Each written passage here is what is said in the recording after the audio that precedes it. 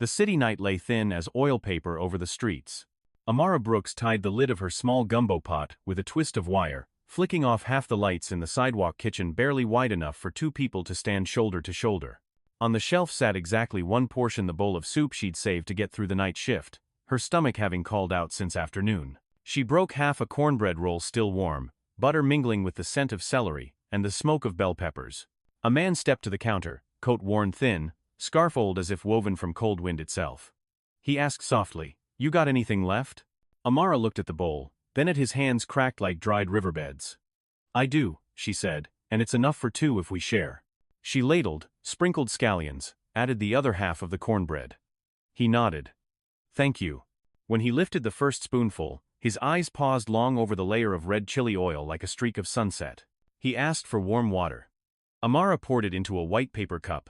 His hand trembled, nearly dropping it. A black notebook tumbled from his coat pocket, a tasting journal worn soft, grease-stained, the first page marked with a line of cramped letters. Amara handed it back without reading. "Stay warm," she said. He stepped back, uncapped a pen, wrote a few lines, then tore an old receipt and tucked it between the pages like a bookmark. When the streetlight flickered, the smell of gumbo stood still like an answer. Amara swallowed hard, her stomach calling, but her chest felt warm without the stove. She didn't know that the man who'd just left her counter was one of the most famous food writers in the world, quietly drafting a piece about the last flavor of that night, and about the woman who had shared it. The kitchen exhaled its last breath of steam into the November air. Amara wiped down the steel counter with a rag that had once been white, now the color of old broth. Her food cart sat wedged between a laundromat and a closed pawnshop, under a fire escape that dripped rust when it rained. The cart itself was a patchwork panel she'd welded herself, a propane hookup her friend Mira had helped install, and a hand-painted sign that read Brooks Bowl in letters that tried to be cheerful. She counted the cash drawer. $63. Minus propane, minus tomorrow's rice and stock base, minus the electric bill for the outlet she rented from the laundromat owner, she'd have $19 left. $19 to bridge the gap until Saturday's farmer's market, where she sold gumbo by the quart to people who knew her grandmother's recipe by heart, even if they'd never met the woman. Amara pulled out her spending notebook, a composition book with a marbled cover, and wrote the day's numbers in the cramped margin. Income. Expenses. Net. The columns didn't lie. They never did. She heard her stomach growl again, a low roll of protest, and pressed a hand against it as if she could quiet it with will alone. Outside, the man in the worn coat walked slowly down the block, pausing under each streetlight as if the pools of yellow were waypoints on a map only he could read. He stopped at the corner, pulled the black notebook from his pocket again, and wrote another line. His handwriting was small, precise, the kind formed by decades of tasting and recording, of translating flavor into language. He glanced back once at the darkened cart, at the woman inside, still cleaning, still moving with the economy of someone who'd learned not to waste a single gesture. Then he turned the corner, and disappeared into the city's late hour, leaving only the faint smell of chicory and cayenne hanging in the cold. Amara locked the cart's side door with a padlock that clicked 3 times before it caught. She pulled her jacket tighter, a denim thing with a torn lining, and walked the 4 blocks to the bus stop.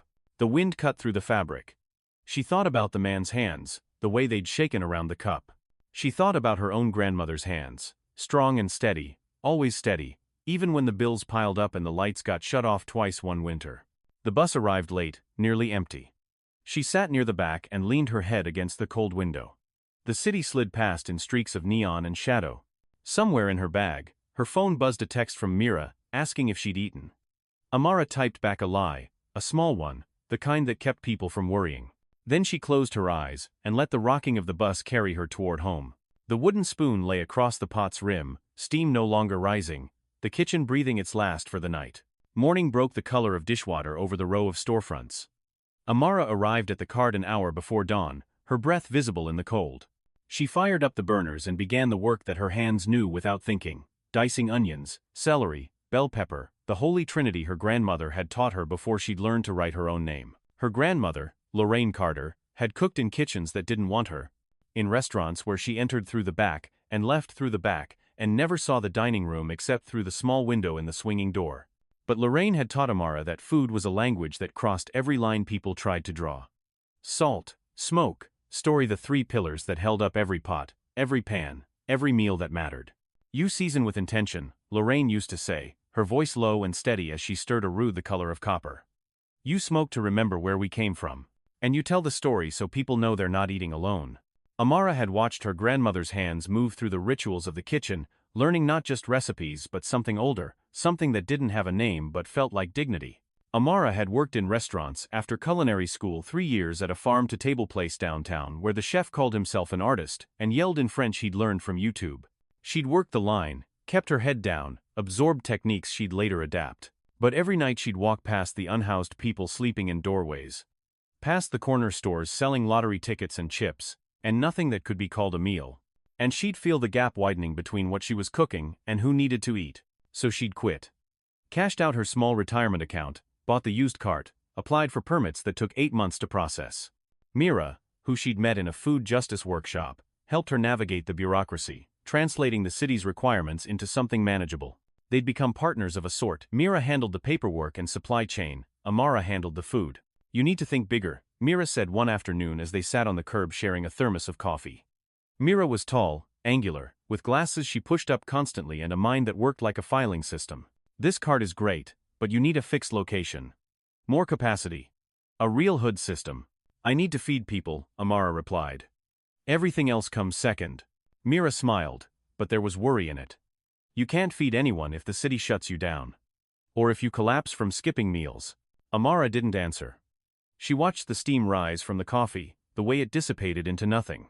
That afternoon, the man returned. Same coat, same scarf, but this time he walked with more certainty, as if he'd made a decision overnight. He approached the cart and said, "1 cup of warm water, please." Amara poured it without question, without charging, because some transactions weren't about money. He stood to the side, sipping slowly, and pulled out the black notebook again. He wrote for a long time, occasionally glancing at the cart, at Amara's movements, at the way she tasted the broth with a small spoon and adjusted the heat without measuring. When he finished, he capped his pen, nodded once to Amara, and walked away. Mira, who'd been restocking napkins, raised an eyebrow. "That guy again?" "Yeah. You know who he is?" "No," Amara said, and she meant it. "And I don't need to." On the cart's rail, the small paper tickets from morning orders hung in a neat line, clipped with clothespins. Each one represented someone fed, someone who'd walked away a little warmer. Amara looked at them, and felt the weight of what she'd chosen, the smallness of it, the dailiness of it, and underneath all that, the stubborn belief that it mattered. The next morning, Amara found a folded piece of paper tucked under the napkin dispenser. She unfolded it carefully, the paper soft and creased as if it had been carried a long time. In neat handwriting, it read, "Yesterday, the flavor kept its word." She read it 3 times, turning the paper over as if more explanation might appear. There was none. Just those 6 words, written with a care that suggested they meant something specific, something she couldn't quite grasp. She folded it again and slipped it into her apron pocket. By mid-morning, a small line had formed at the cart, unusual for a Tuesday. A young woman with a camera around her neck ordered gumbo and asked if she could take a photo of the bowl. "I run a food blog," she explained.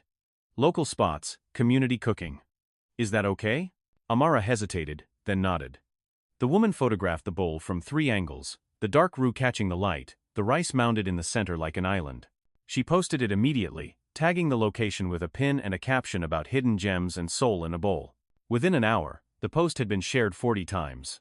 Amara ran out of scallions by noon. Then butter. Then the andouille sausage she'd portioned carefully for the week. She called Mira, who called their supplier, who said he couldn't deliver until Thursday but might be able to front them on credit if Mira signed a new agreement. Mira signed without reading all the terms. A risk they both understood, but couldn't avoid. "This is good, right?" Mira said over the phone, breathless from running between her day job and the supply pickup. "More customers means more stability. Or more ways to fail," Amara replied, but she said it gently. She knew Mira was right. She just couldn't shake the feeling that something was shifting beneath them, something they hadn't planned for. That evening, as the crowd finally thinned, Amara noticed the man again. He sat on a low wall across the street, still in the worn coat, but now she caught a scent when the wind shifted, something faint and expensive. A cologne with notes of cedar and bergamot that didn't match the rest of his appearance. He wasn't writing this time. Just watching, his gaze steady and thoughtful. She almost crossed the street to ask him directly. But something held her back, a sense that the boundary between them mattered, that it was his to cross or not. So she returned to the cart, and began the closing routine, scraping down the flat top, checking the propane levels, counting out the drawer. When she looked up again, he was gone. but on the wall where he'd been sitting, there was a small grease stain on the concrete, a mark from a to-go container. She walked over, examined it, and smiled despite herself. Even his trash told a story.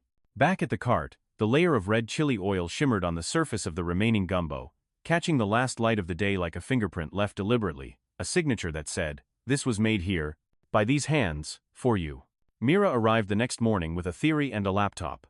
"I think I know who that guy is," she said, opening browser tabs faster than Amara could follow. "Don't," Amara said. "Don't what?" "Don't investigate him. If he wants us to know, he'll tell us." Mira paused, her finger hovering over the trackpad. "What if he's someone important? What if this could change things for us? And what if he's just someone who needed a meal?" Amara stirred the pot, her voice calm but firm. "We don't dig into people's lives. That's not what we do here." Mira closed the laptop slowly. "You're right, sorry." But Amara could see the curiosity still working behind her friend's eyes, the questions piling up like unpaid invoices.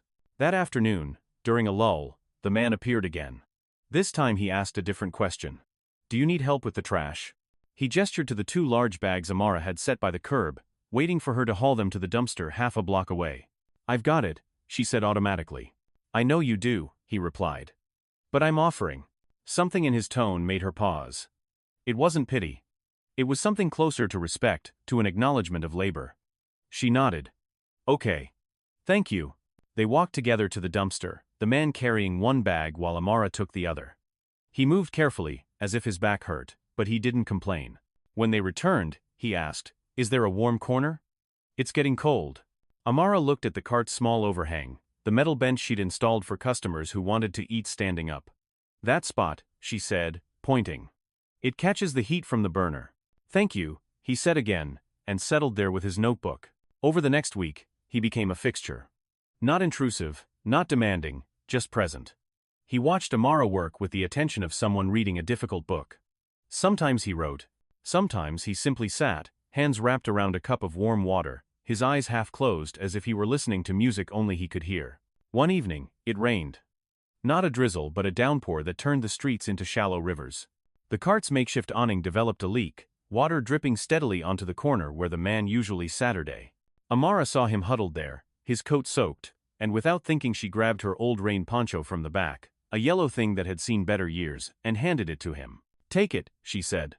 "I've got the roof." He looked at the poncho, then at her, then back at the poncho. "I'll return it." "Keep it till the rain stops," she said. He draped it over his shoulders, and for a moment he looked like a strange urban monk, yellow and dripping and oddly dignified. He stayed until closing, and when he left, he forgot his pen on the metal bench. Amara picked it up, a fountain pen, old and heavy, with initials engraved near the clip. LV. She placed it carefully in a small box under the counter, next to the note he'd left days before. The sound of the pen's cap clicking open and shut was precise, mechanical, a sound that marked the border between thinking and recording, between tasting and judging. Amara heard it sometimes when the cart was quiet, a small rhythm in the background of her work. The article appeared on a Thursday morning, buried in the back pages of a national food magazine's online edition. The headline read, "Gumbo at Closing. The Taste of Decency in an Expensive City." It was unsigned, published under the magazine's field notes section, reserved for essays and observations rather than formal reviews. The piece didn't name the cart. It didn't name Amara. Instead, it described a sidewalk kitchen in a neighborhood the article called underserved and overlooked. It described a bowl of gumbo eaten late at night, the flavor built in layers rue the color of old pennies, okra cooked until it stopped fighting, andouille that carried smoke like a memory. It described a wooden spoon with a chipped end, a detail so specific that Amara's heart skipped when she read it. The person who cooked this, the article concluded, understands that feeding people is an act of faith. The bowl was the last of the night, and it was shared. That fact alone tells you everything about the food, and everything about the cook. Mira found the article first. She called Amara, breathless. "Did you see this? Did you read it?" "No." "What?" "Check your email. I'm forwarding it." Amara read it on her phone, standing in the narrow aisle of the grocery store where she was buying stock vegetables. She read it twice. Then she put the phone in her pocket and continued shopping, but her hands trembled slightly as she picked up celery, as she weighed onions. The article didn't go viral, not immediately. But it spread through certain circles, food industry, people, chefs, writers who tracked trends in community food systems. By the weekend, Amara noticed the crowd had changed. Fewer neighbors, more strangers. People who dressed too well for the neighborhood, who photographed their bowls before eating, who asked questions about her concept and her sourcing. She kept her prices the same. $12 for a bowl large enough to be a meal. $8 for a half portion. $5 if someone said they were having a hard week, no questions asked. She'd built the pricing with intention, knowing that food deserts existed not because people didn't want fresh food but because they couldn't afford it when it appeared. But the new customers tipped heavily, sometimes doubling the price. Amara accepted the money, said thank you, and set it aside in a separate envelope. She didn't know yet what she'd do with it, but she knew it wasn't entirely hers. Mira saw the opportunity immediately. "We should apply for that community food grant," she said. "The city just opened applications.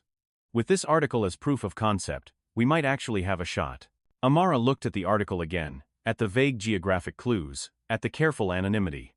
"Whoever wrote this didn't want attention on us." "Maybe," Mira said. "Or maybe they wanted the right kind of attention." That night, Amara found the food magazine on the rack at the corner store, bought a copy with her own money, and read the article in print.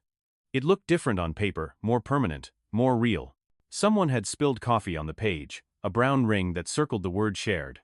She folded the magazine carefully and took it home, where she placed it on top of her grandmother's old recipe box, the one with the broken latch and the smell of cardamom that never quite faded. The grease stain on the page looked like a thumbprint, like someone had read the article while eating, had carried the magazine into the kitchen and let it witness the cooking. It was the best kind of evidence. The health inspector arrived unannounced on a Tuesday, clipboard in hand, an expression that gave nothing away. Amara had been expecting this. Permits got reviewed. Carts got checked. It was part of the infrastructure of staying legal. She walked him through everything: temperature logs, hand-washing station, food storage, waste disposal. He checked boxes, took notes, asked questions in a tone that was neither hostile nor friendly. When he reached the ventilation hood, he paused. "This is borderline," he said. "The fan motor's wearing out. I can pass you today, but you'll need to replace it within 90 days, or I'll have to flag you." "How much does that cost?" Amara asked, though she already knew the answer would be more than she had. "Good system?" $1,500, maybe $2,000 installed. She nodded, kept her face neutral. "I'll handle it." He finished his inspection, signed off on the current permit, and left. Mira, who'd been hovering anxiously in the background, let out a long breath. "Okay. So we have 90 days. "We have 90 days, Amara agreed. But the problems didn't stop there. The landlord who owned the small strip of concrete, where Amara parked the cart, a man named Chen who owned half the block, stopped by the following week with news. "Rent's going up," he said, not apologetically but not cruelly either. "Property taxes went up, city's squeezing me. I need $800 a month now instead of $5. "That's 60% more," Mira said, her voice tight. "I know my math," Chen replied. "I'm giving you 60 days notice. That's more than I legally have to." After he left, Amara and Mira sat on the curb in silence. The numbers were impossible. Hood replacement. Rent increase. Supply costs creeping up every week. The tipped money in the envelope would cover maybe half of one problem, leaving the others to compound. "We could raise prices," Mira suggested quietly. "No," Amara said. "That defeats the point." "Then what?" Amara didn't answer. She watched the street, the people walking past, some glancing at the cart, some not. She thought about her grandmother's voice. "You season with intention. You smoke to remember. You tell the story so people know they're not eating alone." The man in the worn coat hadn't appeared in 5 days. Amara found herself looking for him, scanning the street corners, the doorways, the small park across the street where people sometimes slept on benches. His absence felt like a sentence left unfinished. Then, on the 6th day, a text arrived from an unknown number. "Community pop-up event at Riverside Park this Sunday. 20 vendors. Free tables. Interested?" No signature, no explanation. Mira traced the number. It belonged to a nonprofit that organized food access events. "Legitimate?" Amara texted back. "Yes." The kitchen timer ticked in the background, counting down the minutes until the next batch was ready, each tick like a heartbeat, like the steady pulse of something refusing to stop. Sunday arrived cold and clear. Riverside Park filled early with vendors setting up folding tables, hanging signs, testing generators. The nonprofit provided basic infrastructure: tents, power strips, a small PA system. Amara and Mira set up their station, a scaled-down version of the cart operation, with 2 propane burners and insulated containers of pre-cooked gumbo they'd reheated on site. The man arrived an hour before the event officially opened. This time he wore clean clothes, a simple sweater, dark jeans, boots that looked new. But he still carried the black notebook, still moved with that careful, watching quality. He approached Amara directly. "Can we talk?" he asked. "Privately?" They walked to the edge of the park, near a grove of bare trees. Mira stayed at the table, but kept glancing over, protective. The man extended his hand. "My name is Lucien Vale." Amara shook it, the name landing in her mind like a stone in still water. She knew the name. Everyone in the food world knew the name. Lucien Vale had written for the Times, the Journal, the glossy magazines. He'd ended careers with a single review and launched others with a paragraph of praise. He'd disappeared from the public eye 3 years ago, and speculation about his whereabouts had filled industry gossip ever since. "I know who you are," Amara said quietly. "I figured you might," Lucien replied. "I wanted to tell you myself before you heard it elsewhere." He paused, choosing words carefully. "I've been working on a series about food insecurity. Not writing about it from the outside, but living it. Trying to understand what it actually means to be hungry in a city that wastes tons of food every day." Amara waited. She didn't fill the silence. "I've been staying in shelters, eating at soup kitchens, spending time with people the food system has abandoned," Lucien continued. "And I came to your cart that night because I was hungry. Really hungry. Not as research. As need." "And the article?" Amara asked. "I wrote it because what you did mattered. You split your last meal. Most people wouldn't." He met her eyes. "I want to write a longer piece. A named piece. About you, about this cart, about the neighborhood. But I won't do it without your permission.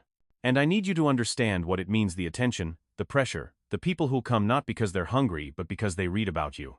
Amara looked back at the park, at the vendor tents, at Mira arranging bowls on their table. "Why me? There are people doing this work everywhere." "Because you do it right," Lucien said simply. "And because the system needs to see what right looks like." She thought about the hood, the rent, the 90 days. She thought about her grandmother's hands. She thought about the gap between intention and survival. "I'll agree," she said finally, "on 3 conditions. 1. You include information about the neighborhood food access issues. Real data, not just my story. 2. You help organize a fund that actually supports community kitchens, not just talks about them. 3. You don't publish anyone's personal story without their explicit consent. People have a right to privacy, even in poverty." Lucien pulled out the black notebook, but this time he handed it to Amara along with his fountain pen, the one she'd found and saved. "Write it down," he said. "I'll sign it. We'll make it a formal agreement." She wrote the 3 conditions in the margin of his notebook, her handwriting crowding his tasting notes. He signed below them, his signature loose and practiced. When he handed the notebook back to her, there was a smudge of cornmeal on the page from her fingers, a small mark that made the agreement feel real. They walked back to the table together. Mira looked at Lucien, then at Amara, then back at Lucien. "So," she said, "you're the guy."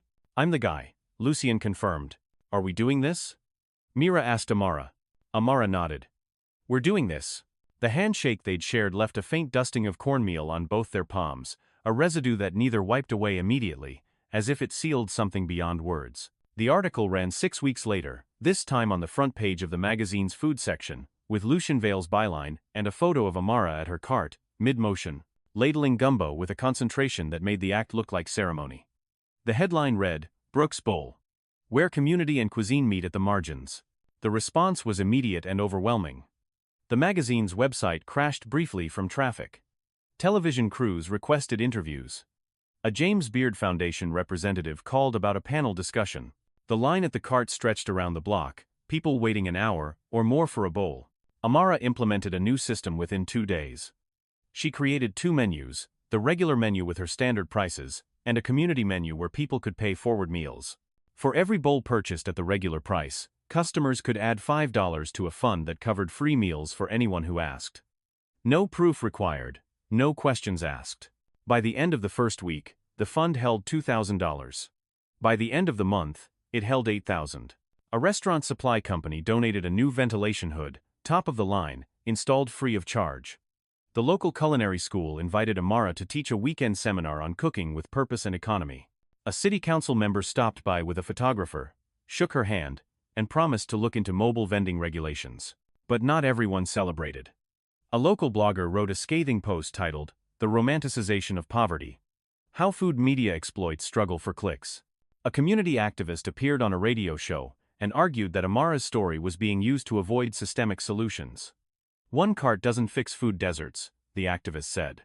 "We need policy change, not heartwarming stories." Amara read the criticism carefully. Some of it stung because it was true.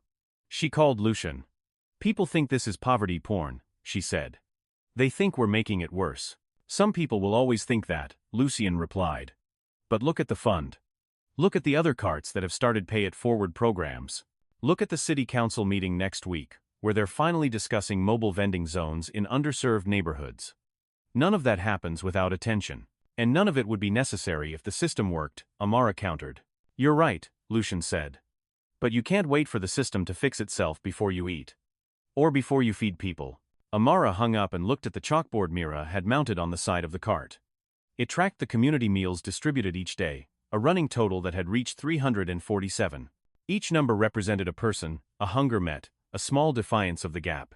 She updated the number to 352 and went back to cooking. That evening, a teenager approached the cart. She looked about 17, wearing a school hoodie, and carrying a backpack that seemed too heavy. "My mom used to come here," she said. "Before she got sick, she said you made the best gumbo." "What's your mom's name?" Amara asked. "Desiree. Desiree Thompson." Amara remembered her, a woman who'd come by every Thursday, always ordered extra cornbread. Always left $1 in the tip jar, even when she clearly didn't have it to spare. She hadn't seen her in weeks. "How is she?" Amara asked, though she already sensed the answer. "She's in hospice," the girl said quietly. "But she wanted me to tell you something. She said your food reminded her of her grandmother. She said it tasted like being loved." Amara felt her throat tighten. She ladled a large portion of gumbo into a container. "This is for you," she said. "And this," she added, another container, "is for your mom if she can eat. No charge." The girl's eyes filled. "Thank you." After she left, Amara stood very still behind the cart, her hands flat on the metal counter. Mira came up beside her, said nothing, just stood close. They stayed that way for a long time, watching the evening foot traffic, the city moving past in its endless hurry. The chalkboard number glowed in the dusk like a promise. 352, 353, counting upward towards something none of them could quite name but all of them understood. The blackout hit on a Wednesday night. A transformer blew somewhere in the grid, and 8 blocks went dark all at once. Streetlights, storefronts, apartments, everything. Amara was mid-service, a line of 15 people waiting, when the lights cut and the electric outlet died. She switched immediately to emergency protocol. She had a small camping stove in the cart, propane-powered, meant for exactly this situation. She fired it up, called out to the people waiting. "I've got food still hot. I'm going to serve what I can. Free. Tell your neighbors if they're hungry." Word spread fast in the dark. Within 20 minutes, 50 people had gathered.